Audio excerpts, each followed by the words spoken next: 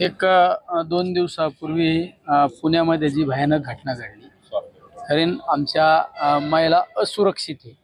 जर आपण जो एस-टी महामंडळाचा जो प्रवास सगळ्यात सुरक्षित प्रवास म्हणून आपण समजतो, त्या एस-टीमध्ये ही घटना घडली. राज्यातली पहिलीच घटना असेल, इतकी दुर्दैवी घटना घडली.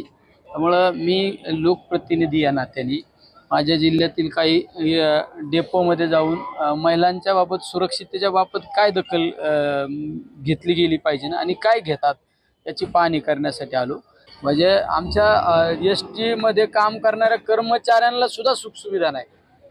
सरकार उदासीन. मी आता ज्या एस-टीमध्ये चढलो होतो, त्या एस-टीतल्या काही पॅसेंजरनी सांगितलं मला की येताना बऱ्याच ठिकाणी लाईट बंद चालू होत होती. मी ड्रायव्हरला विचारलं लाईटचं काय, ते नाही आता चालू केली.